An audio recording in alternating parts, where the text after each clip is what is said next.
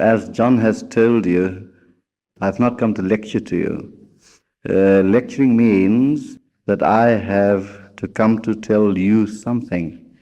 But the whole idea this evening is to be able to communicate with you. And in communication, there is a beautiful feeling of heart and soul, and by communication only could one's minds and souls flow in a wonderful, wonderful unity. So who would like to start me off with any question?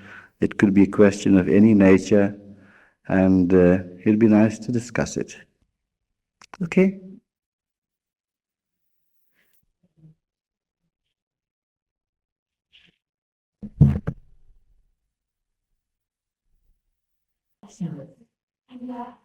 My name is Gail. I've never been to India, but I'm wondering, most people that believe in meditation wish to make a journey to India, and there seems to be something associated with that. They feel they can find in India that they can't find at home or wherever they see home. And I was wondering if you have any comment on that and that. Yes. I can't really understand why. True. The quest of a person seeking spiritual knowledge is to find spiritual knowledge. And many people do maintain that it is by going to a certain place that such knowledge can be found. But if we do analyze this problem of going somewhere, we would find the answer that going anywhere is not necessary at all. The place that we have to go is within ourselves, because all knowledge and all wisdom is within ourselves. Now the problem would remain how to tap the knowledge that is within ourselves. Man is born essentially divine. The divinity is there in him. It is his inherent right. And it is just because of man's mind that he cannot fathom the depths that is within himself. Man's mind is such a cunning little animal that it stops the quest, and yet it is through the mind that one could really find. Now we do know that the mind is finite, and yet that which we are trying to find is infinite. So what can we do? How can we use the finite mind to find the infinite? And to go to America or to India or to Spain or to Japan is not necessary when we here and now in Guildford, sitting in Guildford, we can find that divinity that is within us. Now, the British Meditation Society proposes the method by which one can dive within oneself. And that method, as you would know, is through meditation. Meditation is a scientific method whereby we transcend the mind and experience that which is within. The Bible tells us very beautifully that the kingdom of heaven is within. So going anywhere is not necessary. Where we go is just within ourselves. Now, through the scientific method of meditation, we go beyond the limitations of the body and the limitations of the mind. Now, that which is so infinite cannot fully be appreciated by the conscious mind. We do know that human beings use only 10% of their minds. Yet there is 90% of the mind which lies dormant. And how do we activate that portion of the mind which is dormant? And yet in the activation of the dormant mind, yet we will still not be able to find the true self that is us. So what to do? The method would be, through a scientific process, to go beyond all the the completeness of the mind, and that which is left after traversing the full mind, the 100% mind, do we find the spiritual quality that is resident within us. Now, the extent of the mind is the extent of the entire universe. So, sitting here and now, we can traverse the whole universe. Because if you study science, you will know that the entire universe is contained within a single atom. Within a single atom, within the structure of a single atom, lies the structure of the whole universe. Now, this knowledge is not anything new. If we study the structure of the universe, we will find that it is nothing but a set of vibrations. Now, vibrations can exist on various levels. Vibrations can exist on a subtle level as well as on a much grosser level. And when it exists on a grosser level, in a congealed, compacted level, it becomes perceptible to the five senses: seeing, hearing, touching, smelling, tasting. Good. But that would be limited. Now the mind can experience the subtlest level of itself. If we should use an analogy of vapor, the same water vapor, which is very subtle, can become water, which is grosser, and the same water can be solidified into ice, which is still more grosser. So all existence is nothing but vibrations, and these vibrations exists in different forms, from the subtlest level to the grosser form. If we take the human body, or this table, or this hall, these walls, they are congealed, compacted vibrations on a grosser level. So what we do is we start from the grosser level of things through scientific meditational processes and go to the subtle and more subtle and still the subtlest level of the mind, and then we go beyond that which is known as the mind. So in this journey, we cover the entire range of the whole universe. And this is the purpose of meditation. The purpose of meditation is to go within ourselves internally. By going to other places, other locations according to geography, we are achieving nothing. By going to India, you might want to go for a holiday, and that's about all. Now, they do maintain that at certain places, the vibrations are more conducive towards the spiritual quest. That might be so, but then the conduciveness of the atmosphere does not necessarily change the grossness that is within us.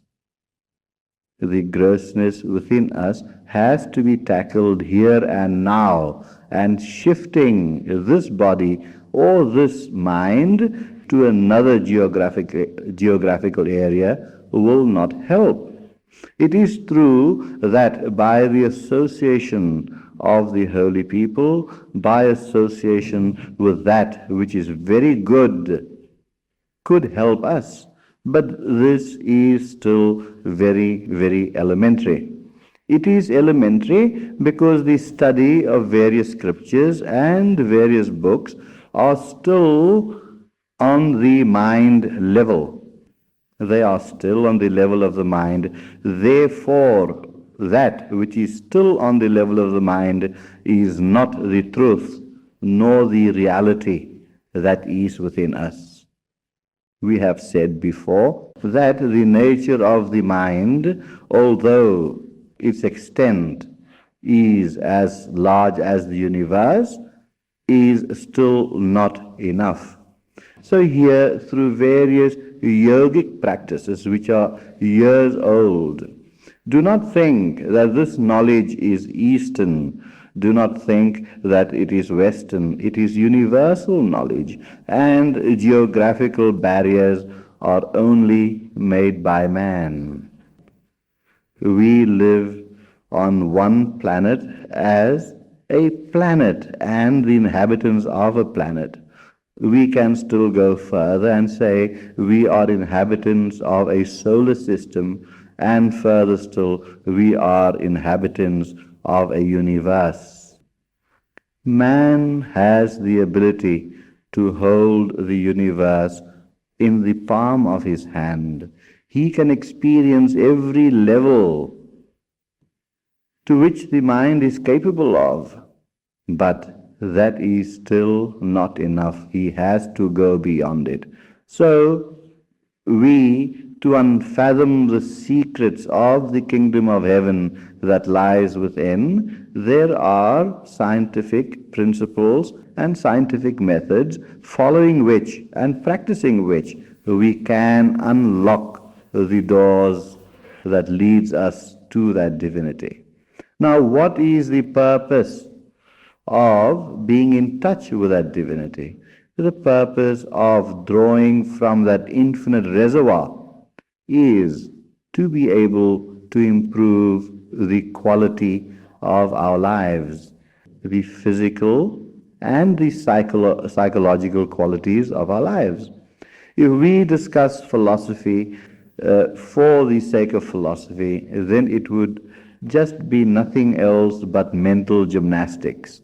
The aim of any search of or into the beyond would be the process, and the purpose would be how to interpret, how to translate that divinity that is within us into daily practical life. Then only is philosophy worth something. Otherwise, as we said, it remains mental gymnastics. And anything which is theory only remains a theory. It has to be practical. So that is the purpose of meditation, whereby we go to the fount, the reservoir of these spiritual energies, and we bring them through the level of the mind to the level of the body, whereby our lives become more harmonious.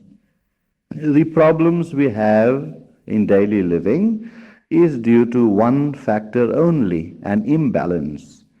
Every human being has three aspects: the physical, the mental, and the spiritual. And it is the imbalance between these three aspects that causes all the miseries that we have. Now, it is not necessary for man to suffer. If we proceed from a divine source whose nature is joy, then that which is created by joy should be joyful too. But because of the imbalances created by man, created by our minds, that we find our lives and the environment around us to be topsy-turvy. So through meditational practices, we harmonize these three aspects within ourselves, and by creating this harmony within ourselves, we create a harmony around ourselves. The nature of a flower is to become beautiful. The flower becomes beautiful because it is the inherent right for the flower to grow beautiful. But it does something else also. As the flower is beautiful, as the flower grows beautiful, it also enhances the beauty of the garden. So, by creating through meditational practices a harmony within ourselves, we are also creating a harmony in our environment. Society at large cannot be made a better society if the individual unit is neglected.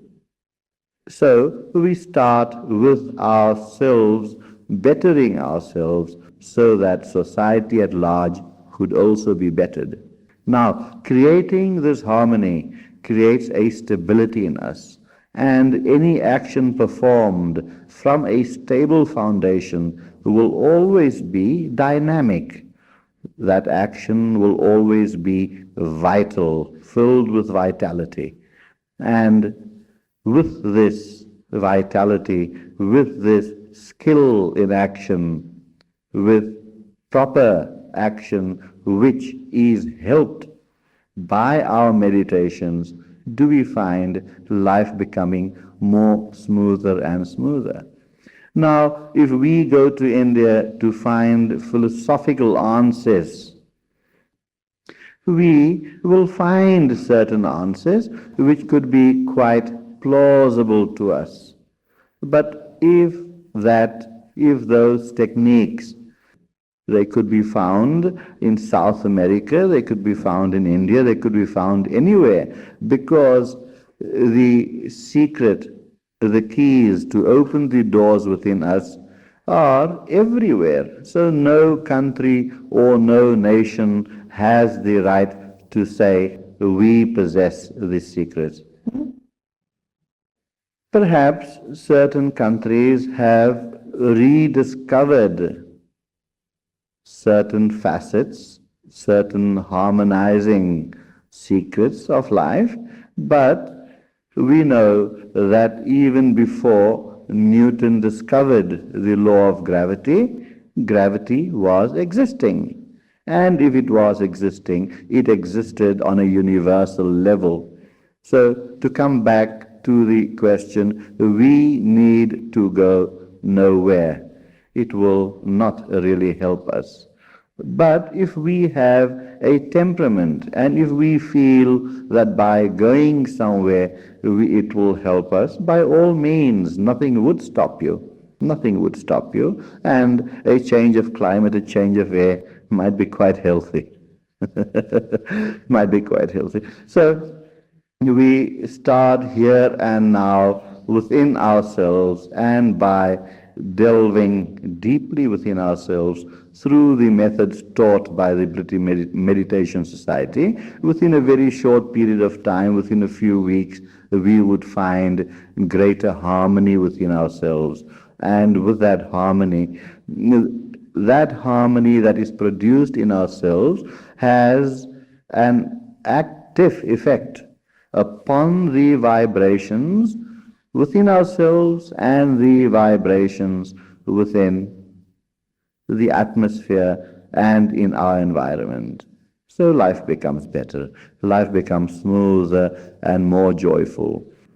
If our goal is to attain that joy, the path to joyfulness should also be joyous. And that is our aim. The message we teach is not new. This knowledge has always been there. 2000 years ago, it was preached in a different form. It said, have faith, believe, and thou shalt be saved. That is very true. It was taught to a certain kind of people at a certain time. Today, times have changed. People's minds have changed. We live in a technological age where the mind is drawn forth more to science, and we can interpret the same old teachings of thousands of years ago on a scientific basis. And science has proven and substantiates the fact that the composition of the human being and the entire universe is just vibration. And through various techniques, we can manipulate those vibrations so that we can reach the finer and finer levels that is within ourselves and even go beyond the sum totality of those vibrations. So this is a message which is not new but presented in a way to suit modern times. Those thousands of years ago, when people were told, have faith, they would have faith. Today, if you tell someone, have faith in something, they do, their minds would not just readily accept it. They want a certain form of scientific method to be able to have that faith. Yet, faith alone is not enough. First, we start with belief. Belief develops into faith, and faith develops into knowingness, where we know that which is within us. To use an analogy, if we sit in an air-conditioned room, we believe that fire is hot. Good. We leave the room and we go to the next room where there's a fire burning, and as we go nearer the fire, we feel the heat, then we have faith that the fire has heat. So from belief, we develop to faith, and when we still go nearer to the fire, when we get into the fire, then we know that fire is hot. So the purpose of life is based on knowingness. Now the infinite, the mind cannot intellectually define or explain what the infinite is, but the infinite can be experienced experientially, knowingly, with a sense of knowingness. We can know what the infinite is. We can live the absolute in the relative field of life. If you go to a theater to see a play, you would find spotlights on either side of the hall. These spotlights, they would shine on two sides of the stage, but as they draw closer and one is superimposed upon the other, how bright that light is. That means that man has the ability to infuse the absolute into a relative life and thereby enjoy the maximum value of relativity. There are teachers that would say, renounce the world, renounce this, renounce that. But that is not renunciation. It is not necessary to escape modern society to go and live in the caves of the Himalayas in India to find truth. Truth can be found here and now in practical living, and the method is so simple, whereby we dive deep within ourselves to that reservoir of divine infinite energy and bring it out gradually through these practices and experience the power of that energy and use it daily in our lives. It can be used in our workaday life, in our family life, in our social life, in our environment. There are many beauties attached to this divine energy if it is brought into daily living. The first thing it does is it opens our hearts. Opening the heart means opening the core of the human personality. And by doing that, we become a loving people. A young lady came to me not so long ago and says, nobody loves me. I say, yes, what are you doing about it? So we put her on a certain meditational technique which opened her heart, and she became very loving. Now, when a person becomes loving, then automatically the person becomes lovable. It is a natural process. So through not only logic, not only things, scientific methods that convince the mind, but Also through spiritual practices which open the heart, we experience with the heart and appreciate with the mind all the beautiful things that are coming to us.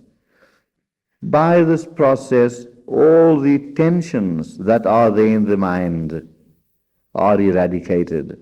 The tensions disappear, and when a person can exist on that calm level, then only can he experience that silence that is within. Then only can he experience that silence, and in that silence lies all the greatest glory. It is something indefinable by the mind, but experienceable. It can be experienced on the heart level, and then the mind comes along and appreciates and says, yes, there is something there. So the quality of life improves. The quality of life improves, and that is the duty of life, is to make ourselves better and better people. We do not need to make ourselves better people for others, but we can make ourselves better people for ourselves so that this very life, this material life, this relative life too can be more and more joyous. So what we do, instead of going to India, we go within ourselves. Okay, fine, good. Briefly, what the technique that you talk about for meditation? The technique of meditation, all techniques, all spiritual techniques are very, very simple techniques that can be practiced by anyone. Now, these techniques are based entirely upon a person's vibration. A true guru has the ability to go into meditation, and by going into meditation on a person, he could feel the vibration of the person. And he would assess, evaluate the spiritual status of the person, the degree of imbalance between mind, body, and spirit, and by evaluating the degree of imbalance between mind, body, and spirit, he prescribes a specific technique whereby the imbalance is corrected. Now, it is not a generalized technique. It is a specific technique, because through any form of generalization, it will not help all. Now, there might be other societies and other teachers of certain kinds of techniques which might be doing things in a mass manner. But I personally believe that every human being is a unique being. Every human being is a unique person. Even identical twins are not alike. They are different in characteristics. So therefore, any technique that is to be given is entirely personal, made for the person. If we write to a pharmaceutical firm and get a list of all their products, all the medicines they manufacture, fine. And any child can memorize the names of all those drugs, penicillin, aureomycin, streptomycin, whichever. But it is only the doctor that will know which medicine to give to who and for what purpose. Because the imbalances in a person's life is not necessarily the same. Take the example of a common headache. A common headache is a symptom, but that headache could be caused by so many different causes. That headache, the outward symptom, would have as its cause many factors.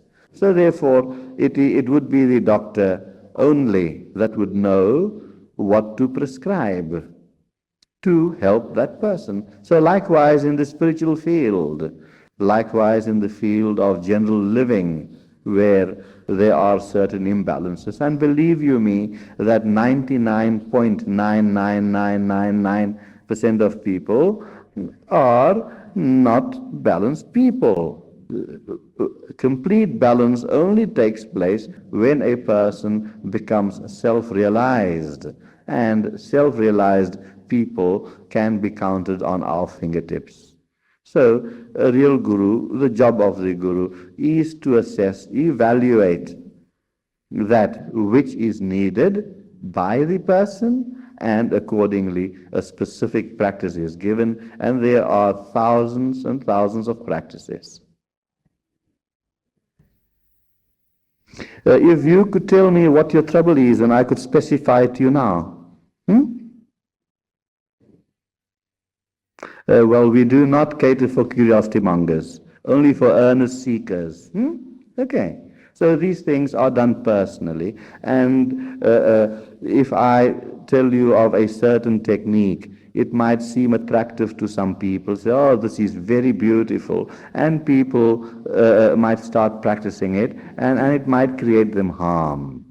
So these things are normally done privately, whereby a person is assessed on their vibration, and the imbalance is pointed out specifically, and say these are the problem areas, and this is to be done for those problem areas. And within a few weeks' time, we have found, with hundreds of meditators throughout the world, we have branches now in about 14 different countries, and England itself has the head office plus about 20 sub-centers, and they are growing more and more every day, and all this has happened within a period of 6 months. It has grown so fast because people have found benefit in it, and their lives have become better and more smoother and happier, and that is what we want, happiness.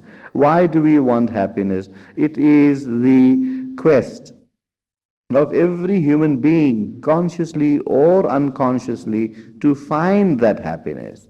They want to find it because there is a compulsion, a compelling force that urges them on to find that happiness.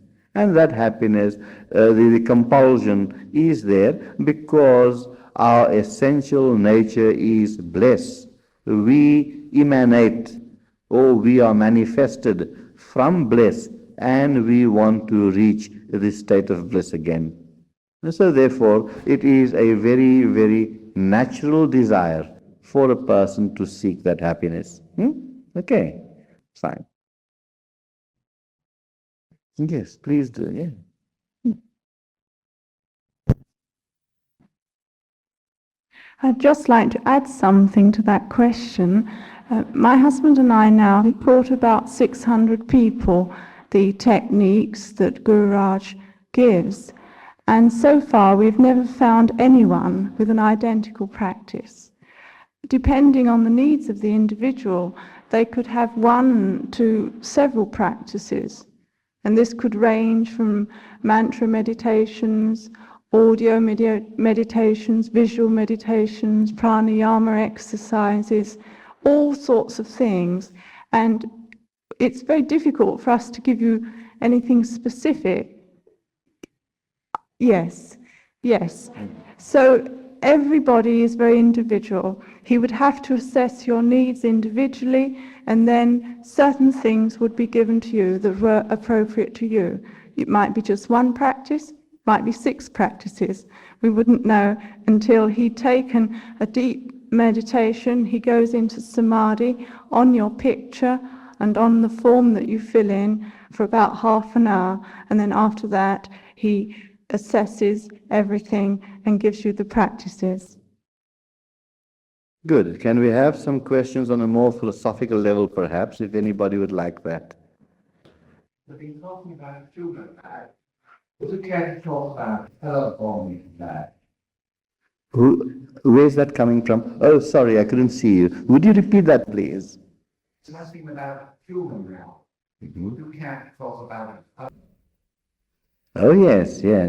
There is only one form of life, really speaking, and this form of life has its separate gradations. Now, scientists have even discovered the heartbeat in a cabbage. We have even, this is true, we have even discovered that when you grow flowers, if you tend those flowers with love, that flower grows much more beautifully. You can communicate on that level even with a flower, so that flower has life. Everything existing in the universe is nothing but life. It is all life. But why are there differences in different forms of life? It is due to evolutionary procession. There are in mineral, in a stone, there is also life. It might seem inanimate to us, but you leave it out for a few years and you would find changes in the stone. And those changes are not only caused by the external conditions, but also by that which is within itself. So there, even in the stone, which seems so inanimate to us, there is life. This table standing here, we think it is dead, but studying it, we will know that there are millions of molecules swirling around. There's motion. Wherever there's motion, there is life. It is propelled by a certain energy, and that energy itself is life. So, basically, the force between the stone, between the plant, between the animal and man is still the same, and that force is life. That force is the breath of life. The human being might be at a far more advanced stage. On this planet, the human being might be called the most advanced in the various stages of life. But there are other existences where there are forms of life which are even far beyond in capacity than the human being. There are still higher and higher forms of life. So it is a matter of gradation. Life is truth, and that is known by its various degrees. Now the human life is so valuable. The human life that we possess has a unique value. The difference between animal life and human life is this, that the human has thinking ability. The human can think.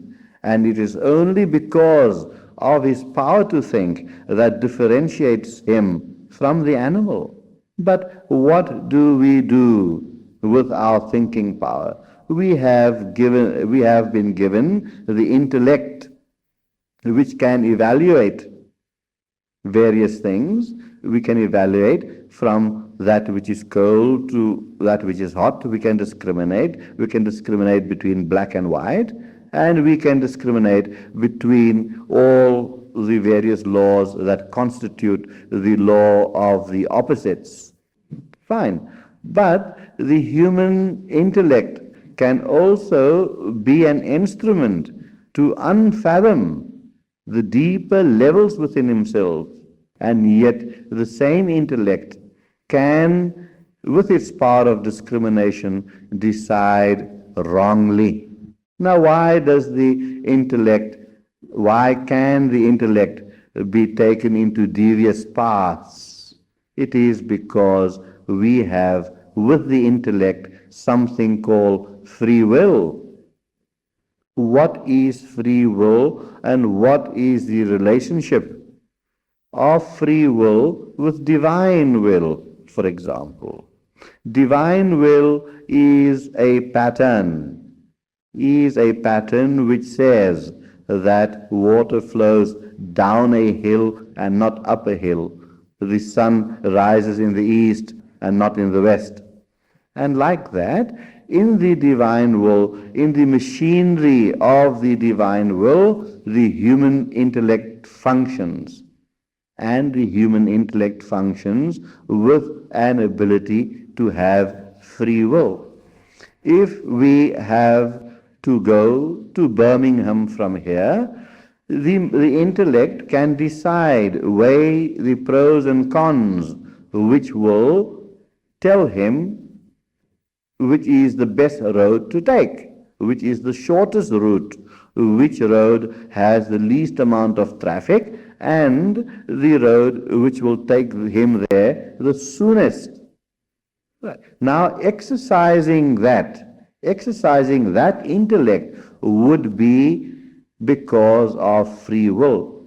Yet, the intellect, being cunning as it is, can use the ability of free will into things and in ways which will prove to be a retrogression instead of a progression. It could be evolutionary, and it could also be used to devolve a person rather than evolve a person. So there lies the choice of man, the free will. Now what meditation does is this, that having developed the ability to go deeper and deeper into the various subtler and subtler levels of the mind, our awareness increases. We expand our awareness, and in the expansion of awareness, we have a greater perspective. Our perspective, our vision, our conception, our perception widens. And in the widening of the perception, when we have a more wider view, we develop the ability to be able to decide and evaluate with our intellect, so that the free will could lead us to that which is evolutionary and not which is retrogressive. That is the purpose. So within all the realms of existence, there is only one life, and there are gradations to that life. Man, the highest on this planet, have been giving thinking power that uplifts him from the animal. And yet in man himself, the plant life exists. In man, the mineral life exists. In man, the animal life exists. And in man also exists that divinity which can take him, make him a God-man, whereby he could live more in tune with his higher nature than his lower nature.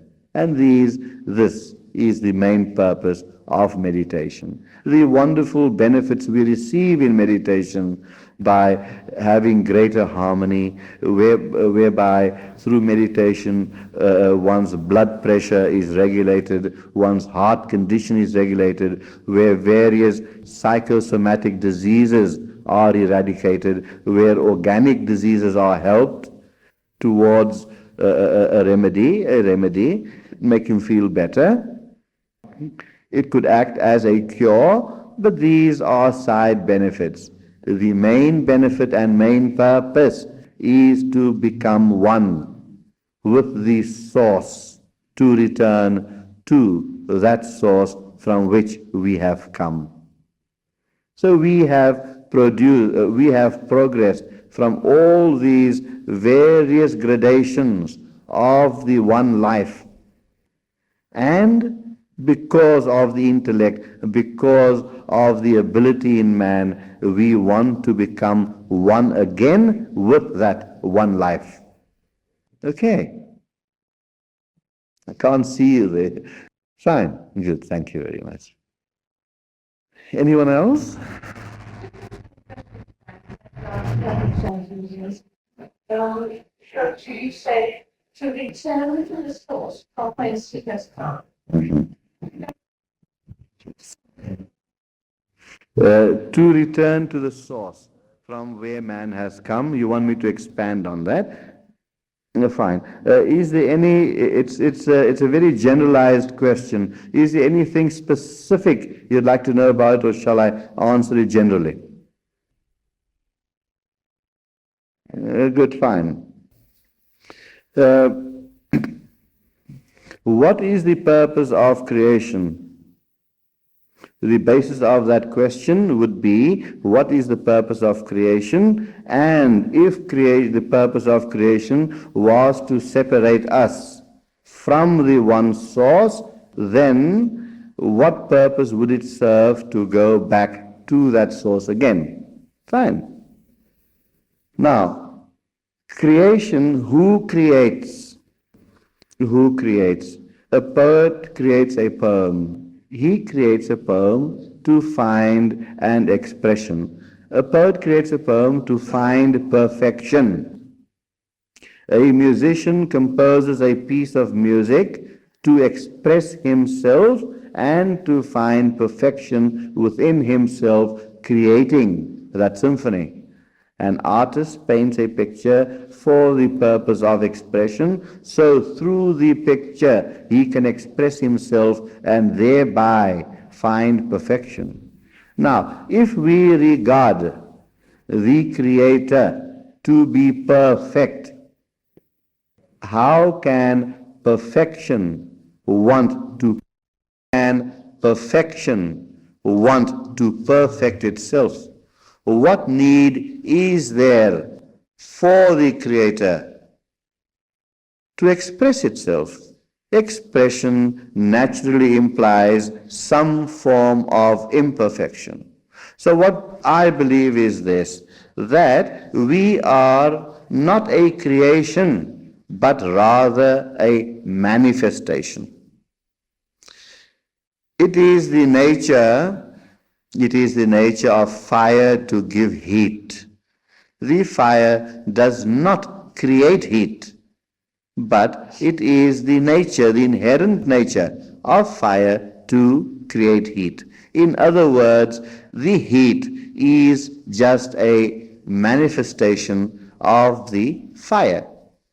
And if it is a manifestation, would the manifestation be a superimposition upon that which is divine? There are certain schools of thought that regard all this that we see around us to be illusory.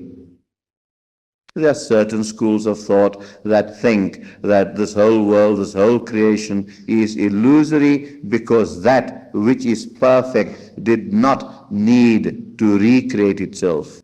That is one school of thought. But that argument can only be valid from the point of the absolute. And when one reaches absoluteness, then the relative becomes a dream. The relative becomes non-existent. But we that are in the relative must accept the principle of the manifester and the manifestation. We are the manifestation of the manifester.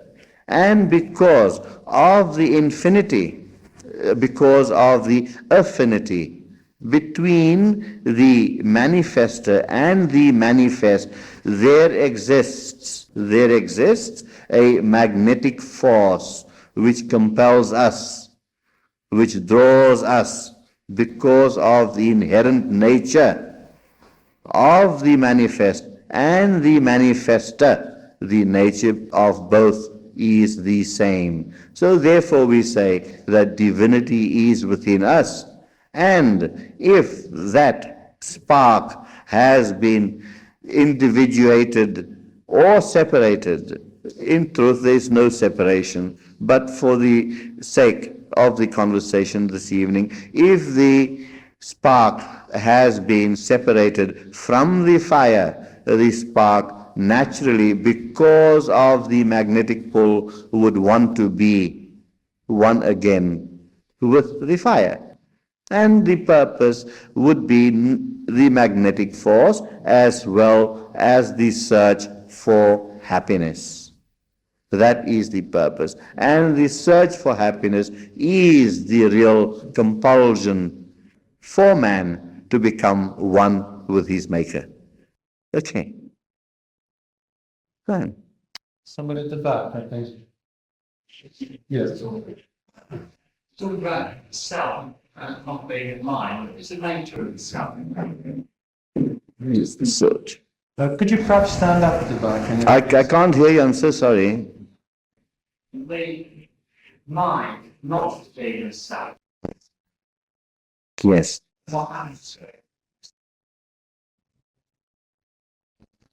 Now, the self does not die. The mind might die or transform itself. When we talk of self with a big S, capital S, we are talking about the infinite quality, that infinite something that is within man. That which is within man cannot die. It is immortal. And even this body cannot die. This body, when it is separated, the grosser body, when it is separated from its subtler body, then even the grosser body disintegrates and becomes one with its original elements. So in this universe, nothing is ever destroyed. There is no destruction, but only a transformation in name and form. Just as vapor exists in ice, vapor is also existent in the water. The constituent of the vapor and the water and the ice is still H2O.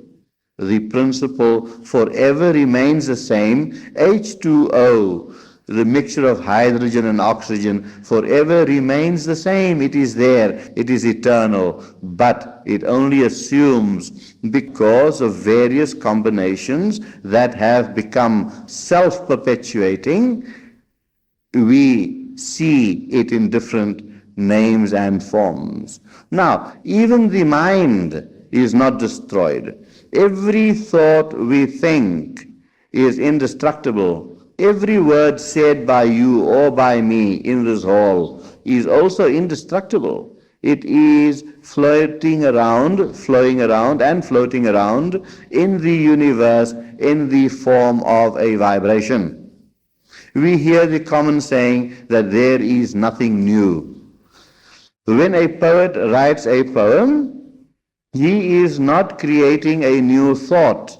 He is only tuning in to an existing thought that might have been thought thousands of years ago. The transmitting station is forever broadcasting. It is us with our little radios that have to tune into the right meter, and that we call inspiration. So even thought, even the minutest matter, it is not destroyed at all. But what finds destruction is the ego. The ego, which is an assumed ego. The ego has no reality because it is forever changing. The ego is like a cinema where the unchanging reality is the screen and the ego plays upon it like the moving picture. And yet the screen behind forever remains unchanging and white. And yet superimposed upon the screen are the various pictures we see. So you will ask, what creates this ego? What creates this ego that hides the reality from us? Now the human mind has 4 sections. The first section would be the carrier of impressions. Now those impressions might go back into various lifetimes if you believe in them, or let us just take the impressions of this lifetime. So that section of the mind is the carrier of impressions or the memory box. From there we have the intellect that weighs the pros and cons of the impressions that the carrier of impressions bring to it. Fine. The intellect then in turn sends the thought further forward to the judge to make a decision on the pros and cons that has been produced by the intellect. But in between comes the ego. And the ego accepts according to its own development, according to its own coloring. The ego accepts what the intellect has brought forward and presents the evidence to the eternal judge that sits behind that mind, that rules that mind. And that is how, when we are sitting engrossed reading a book, the doorbell would ring, but we would not hear the doorbell because the mind is engrossed.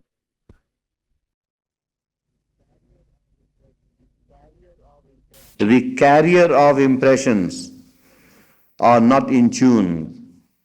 When the carrier of impression and the organ of hearing is not in tune, it cannot take that forward further to the realm of the intellect for weighing.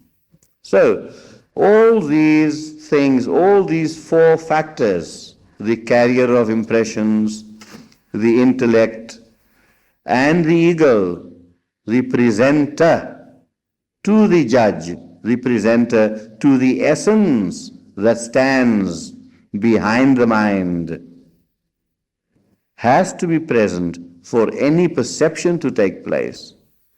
For any perception to take place, all these factors of the mind have to be present and awake and in tune.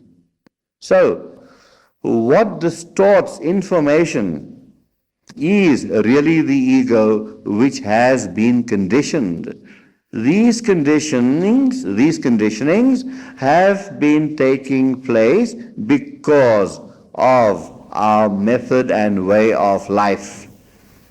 Method and way of life, our education, our environment, our upbringing, plus various past impressions that could go back very, very far back.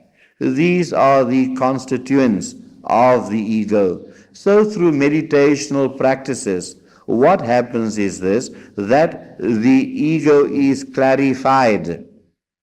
It is subdued, and in subduing it, the intellect has a chance of presenting present impressions, present living style directly to the judge, and thereby get the proper answer for better living, for good living, for happier living. Oh, thank you very much. So to get back to your question, the self never dies. Nothing is destructible. It is forever there. The only thing that disappears is the ego, because the ego in the first place was an illusion.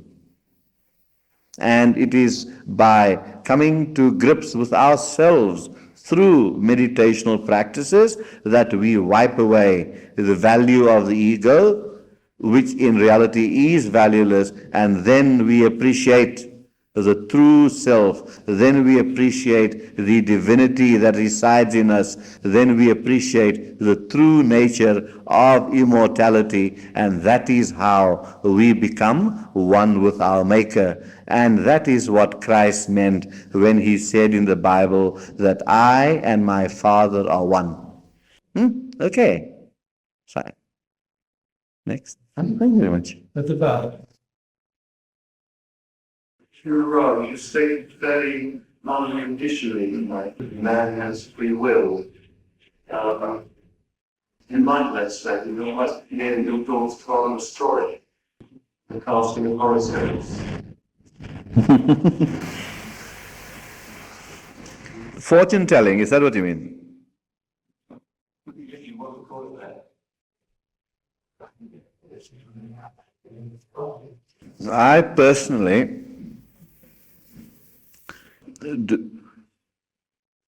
couldn't hear the question. The young man wants to know about astrology. Good, fine. Now, I personally do not believe in the power of astrology. I do not believe in astrology as astrology is practiced today. We know many people that just buy the newspaper to see what the horoscope says for the day. Yes. Why do they do that? It is because of an inner sense of insecurity. Fine. Astrology, as it is practiced today, has done more harm than good. I live in Cape Town, South Africa. 1,000 miles away from Cape Town is a city called Johannesburg. I'm sure you know, have heard of all these cities.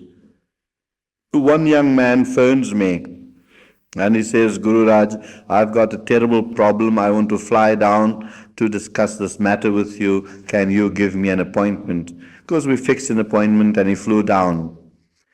He brings his horoscope along with him, done by a well-known astrologer.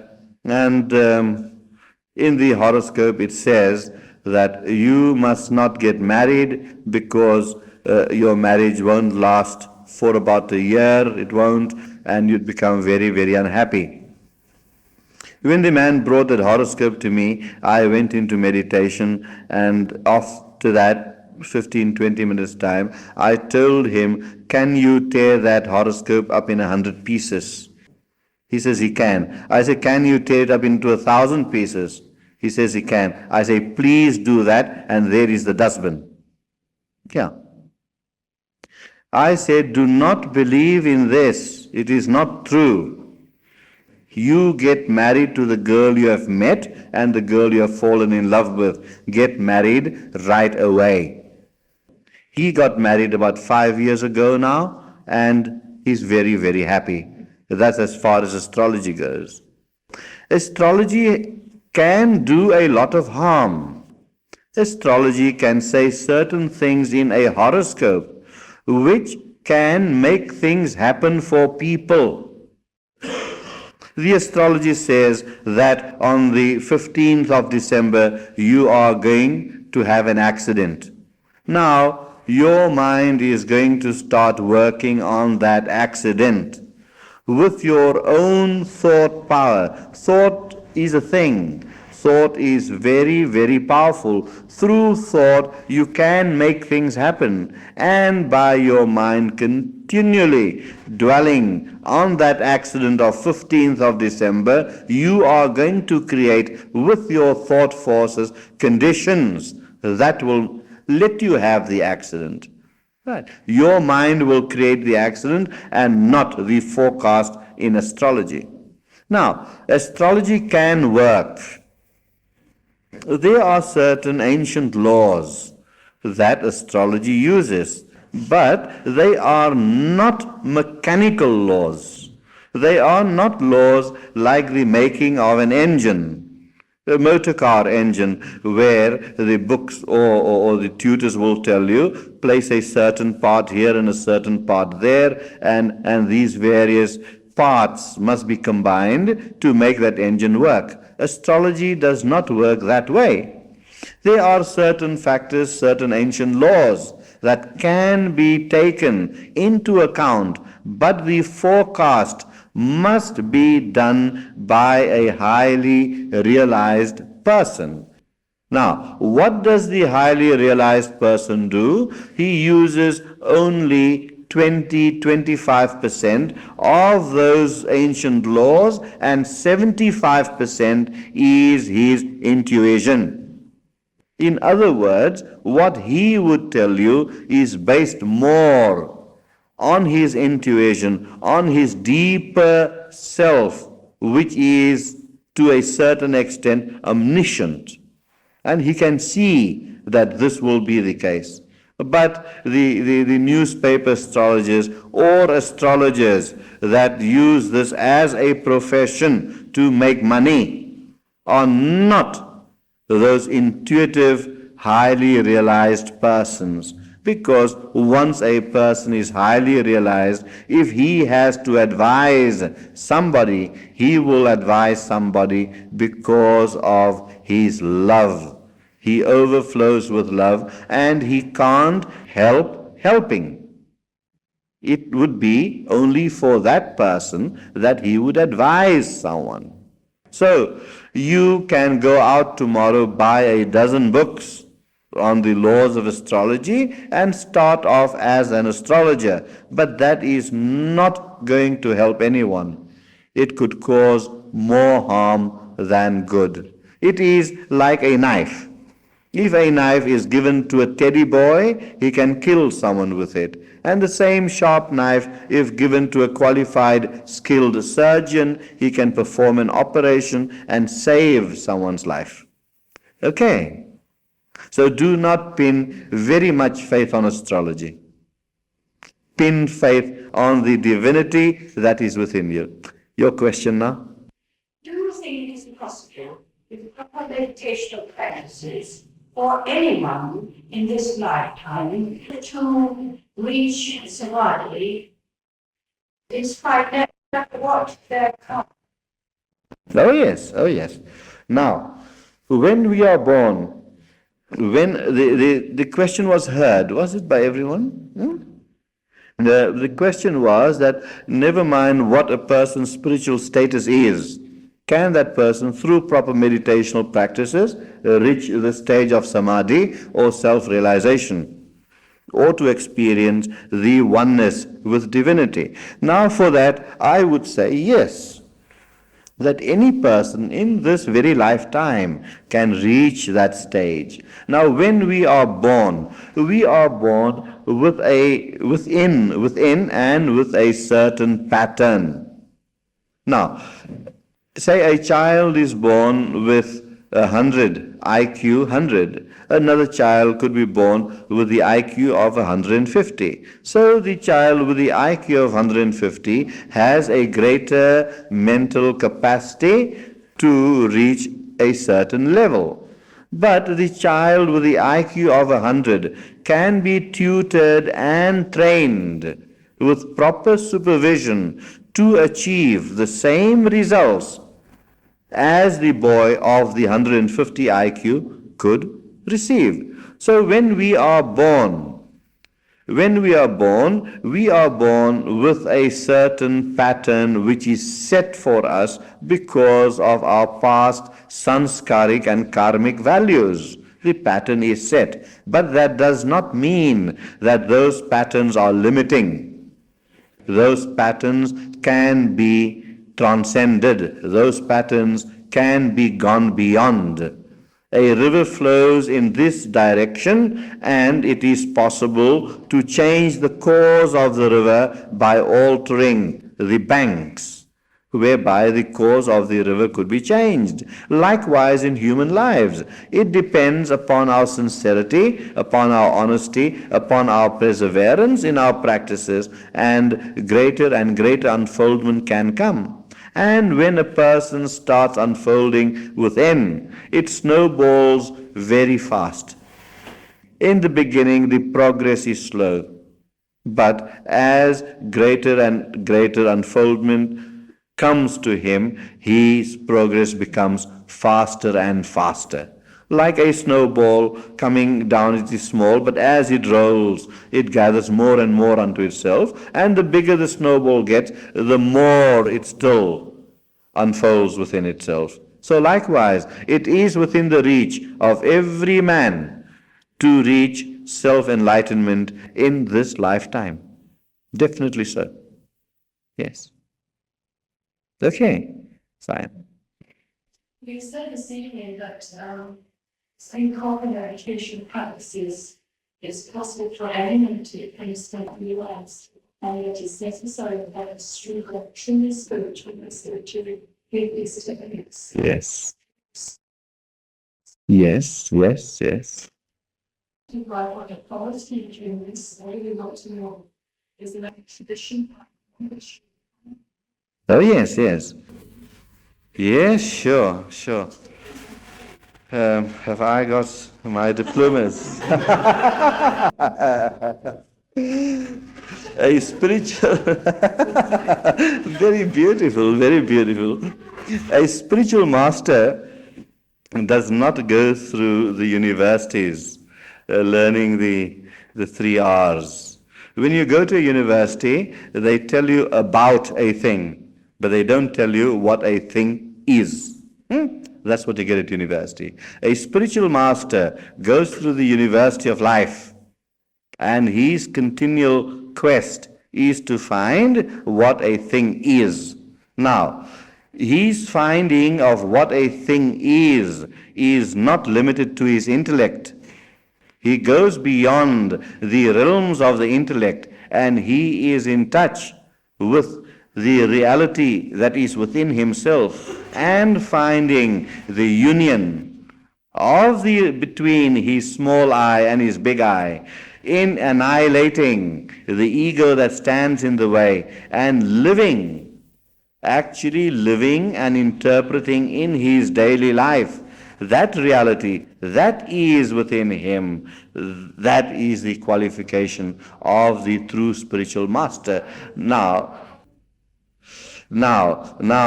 let me finish if you don't mind. Okay, I'll give you a chance to ask me more. Now, the qualification of the spiritual master is his degree of self-realization. Now, how is that to be known? A spiritual master is a person that has only one quality. Only one quality is his capacity to love. He loves entirely selflessly. There is no selfishness, because to him he has not remained himself anymore.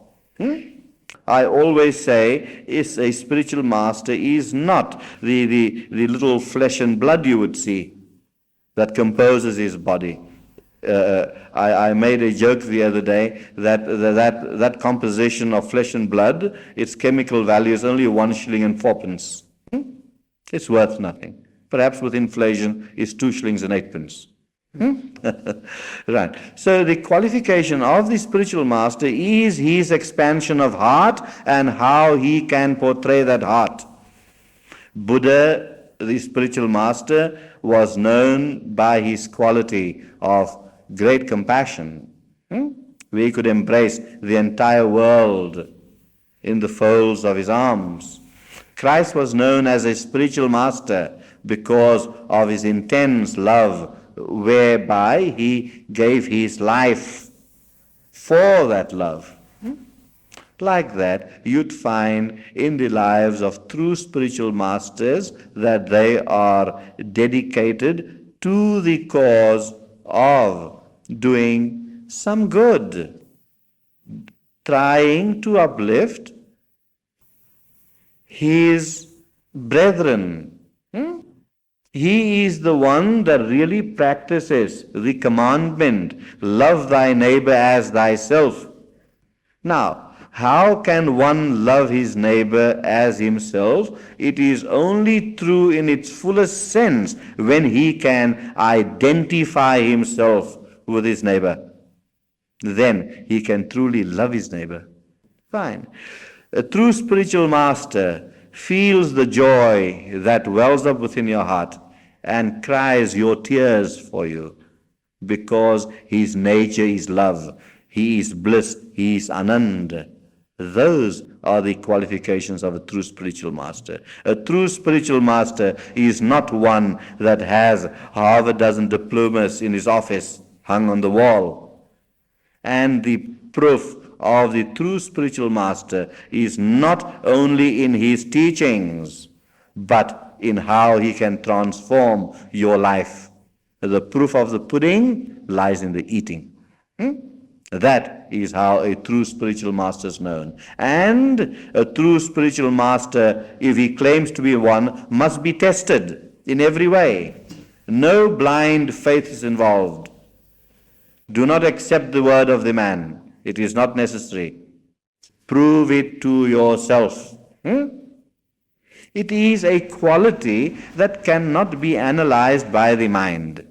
Take sugar. Take sugar, for example. You can break up the sugar in the laboratory and say what are the chemical components of that sugar, what constitutes, what makes those grains of sugar, how it can be reproduced, how it can be refined, how it can be synthesized. You can explain all that, but you cannot explain sweetness. You got to taste sugar yourself to know sweetness.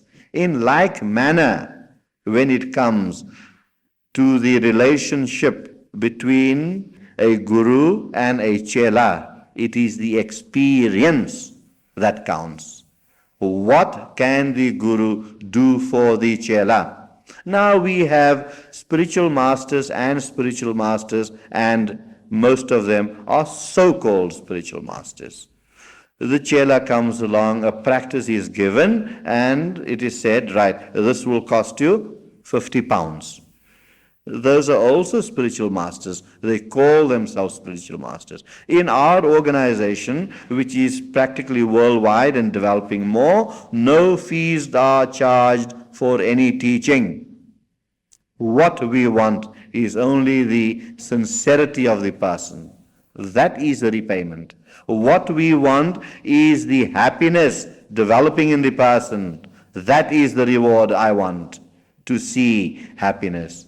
If my life is filled with joy and bliss, then to keep it to myself would be selfish.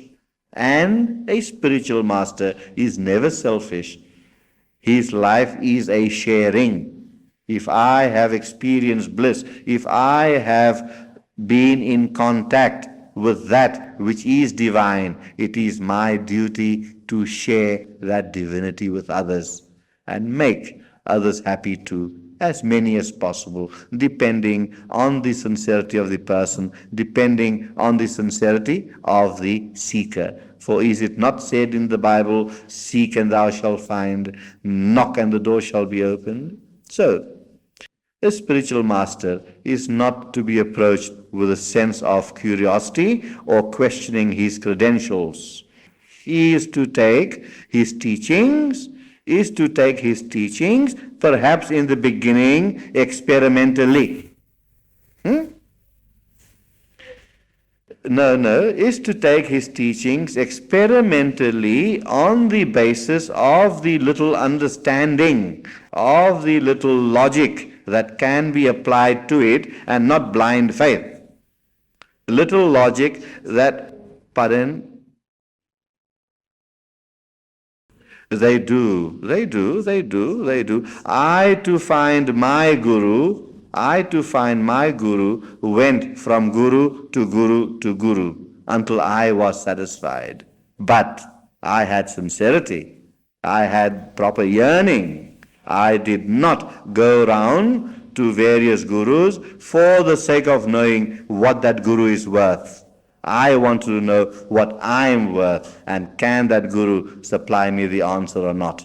And in that search, I found what I wanted to find. So the quality is sincerity and not diplomas on the wall. Not necessarily. You don't ask for devotion. That becomes idol worship. Devotion is a spontaneous development. You are devoted to your boyfriend. You are devoted to your husband. Why? It was not something that your boyfriend or husband asked you. That devotion developed spontaneously because something happened that was within him and within you, and the flame sparkled. That is devotion. So would you say that some of the six things that the chain of time is for that master, right? No. And then a spiritual master, when he sees that a chela is not worthy, he is under no obligation to teach that chela at all. Under no obligation. Although he would like to help. He will refer the person, come back, develop a bit more, come back a little later. Then you might be ready. Yes. Okay. I think this had better be the last question, because Gururaj will be working until about 2 o'clock in the morning tonight, as usual. So, I don't mind carrying on to any time. I love talking. It's a communication. It's nice. if we could have your question in the middle one. Yes, go ahead. I was thinking, on the modern concept, what really have changed any of what we call mind expanding drugs, and how you found they related to your own experience with the joy of love, the bliss that you have found with your own techniques. And if you I have not taken mind-expanding drugs and I wouldn't know. Have you taken some? Give us your experience. I'll be interested to hear. Tell us something about it. If you wish to, I mean, entirely. That's what I was wondering, because being untaught in your methods, I did, True, yes, yes. and on one experience of having taken LSD, I found that after about 8 hours, I felt a great explosion within me that it's like the words came from someplace else, saying the joy of love, and there was a bliss inside me, just True, yes.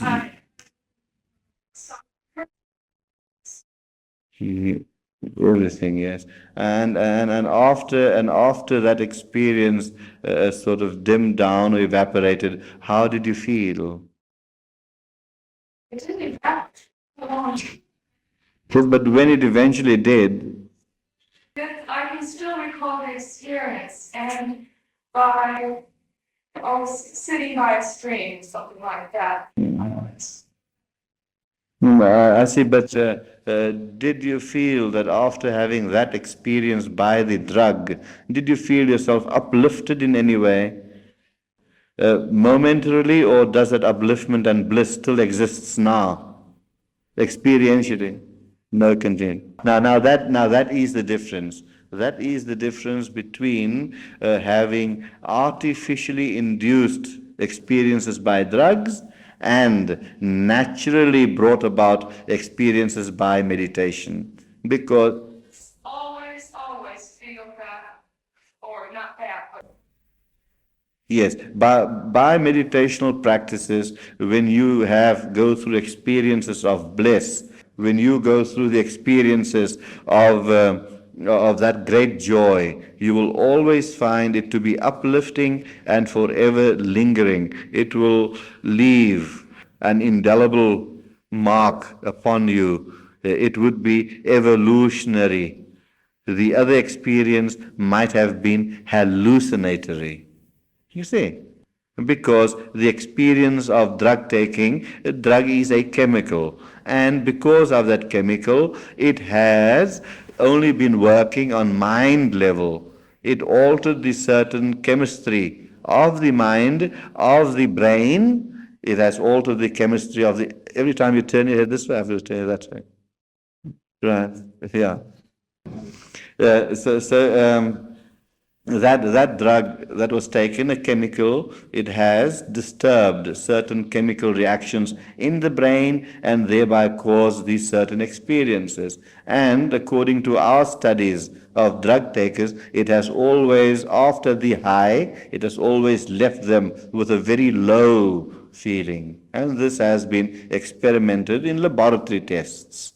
Right, under proper psychiatric supervision. Right. But the experiences when it comes to meditation, you are going beyond mental chemistry. You are in touch with something which is divine. And by drawing from that reservoir so that it permeates every cell of your physical body, every cell of your psychological makeup, it leaves an everlasting impression of great joy. And once you experience that, you would always want to live in that all the time. And that is how you would progress in the path until one day you would reach the state of self-realization, as someone has asked earlier. Yes, that is the difference. Because self-realization is a complete integration of mind, body, and spirit. And that integration cannot be artificially induced. by using drugs, it would be the same as having instant coffee or instant pudding. There's no such thing when it comes to self-realization.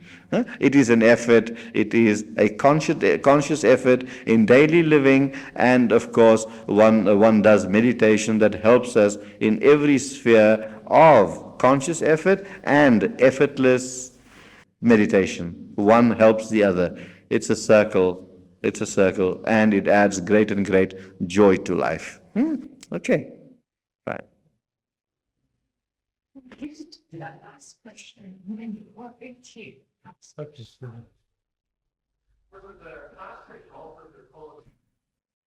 Fasting.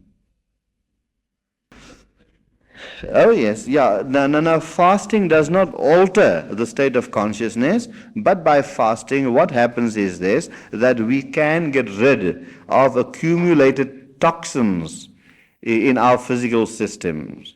And you could ask any person that's immersed in theology that by fasting, by getting rid of various toxins in the body, the mind can become calmer. The body can become quieter and produce the necessary physical and mental conditions to enter deeper states of meditation. But fasting on its own does not alter the states of consciousness, but it makes the physical and mental system more conducive towards deeper diving in meditation.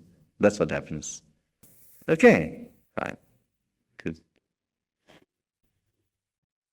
Well, I'm sure we'd all like to go on all night. I certainly would, but as I said, I'm afraid Gururaj has got some other appointments tonight. Gururaj said one thing tonight. He said, do not accept the word of the man, prove it for yourself. And those of you that would like to prove it for yourself, please contact or see afterwards Malcolm Harrison. And I'd certainly like to thank Kate and Malcolm for organizing the meeting so well tonight. And all that remains is to say thank you very much indeed to Gururaj for coming so far to be with us tonight. And I'm sure we're all looking forward to him coming again, although I don't know when, I'm afraid. So thank you very much for coming, and thank you, Gururaj. Good night. Thank you. Thank you. Thank you. Thank you.